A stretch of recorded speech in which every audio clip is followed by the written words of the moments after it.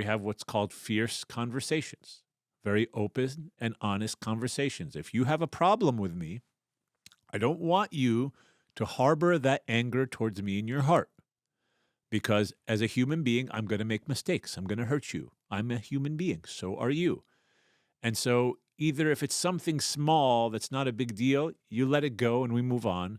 But if it's something that you can't get over, you come and you sit down together. And here's our objectives. Number one, we have to realize that the shaitan is our enemy. So we take the shaitan as our enemy. The devil's our enemy. He's our enemy.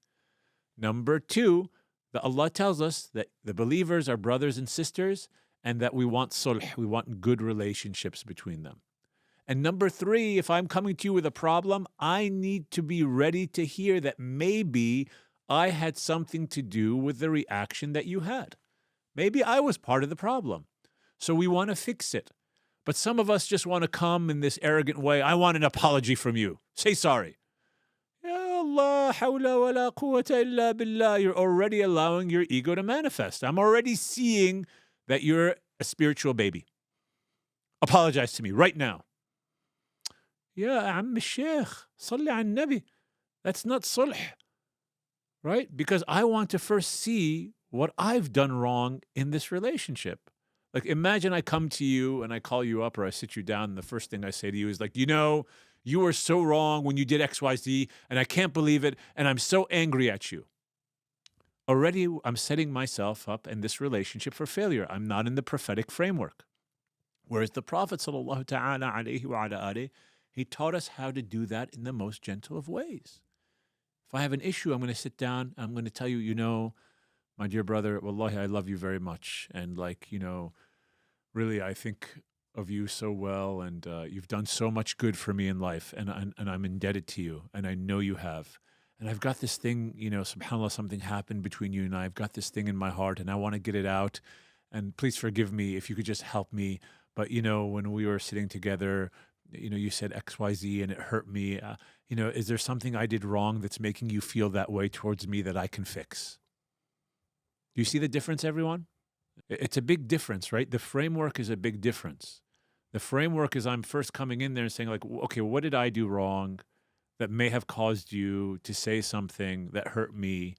Or what did I do that hurt you, that caused you to respond in hurt? And I want to fix it because, wallahi, okay, so let's discuss it. And so when you're discussing it, keep calm. Keep calm. Because one thing we have to learn is that we are not perfect and we may have made mistakes. No, I did that because you said this. And then, you sent an email and you did this. Okay, certain things, even if it's true, just let it go. No, Nasira, it's not easy. Killing your nafs is really hard. Listen, dealing with it. Listen, I'll tell you something. I was with Sheikh Mukhtar, and Sheikh Mukhtar Maghrawi, wallahi, I'm indebted to this man for everything. Let's just say everything. Wallahi, everything. Lawla Sheikh Mukhtar, if not for Sheikh Mukhtar, I would, subhanAllah, probably be in a place and space that is just not healthy in my life. And I remember sitting with him, and Nasira, I had this exact same conversation with him. I said, Sheikh, doing all these things that you're teaching, and of course he's teaching what the Prophet ﷺ taught us, is so hard. And he told me, yes, it is, Moutasem. It is really hard. He goes, but the alternative is even harder. He goes, because if you don't do these things, it's going to lead to a foul life in this world, and it's going to lead to a foul life in the akhirah. Because look, if I have these hard feelings towards someone in my heart and I just keep letting them fester, we all know that we're not happy. Like, who's happy hating people? Like, no one's happy going to bed just recounting everyone that you hate in life, because it starts to weigh in your own heart. And then it doesn't just weigh in your own heart. It starts to show in your face. You're grumpy all the time. You're snappy with your children. You're rude to your wife. You're rude to your husband. You're rude to your coworkers. Like, it makes you a miserable person. And that's hard and difficult to deal with. But if you go through the hard process of attempting to rid yourself of these challenges, even though it's hard, it leads to a garden of flowers. And we want to be living in that garden of flowers. And so that difficult process is good for our spiritual, mental health in this framework, and it's great for us on the day of judgment. It's the same process I keep telling to myself and everyone. If we have weight that we need to lose, that maybe I'm 40, 50 pounds overweight, we know it doesn't feel good.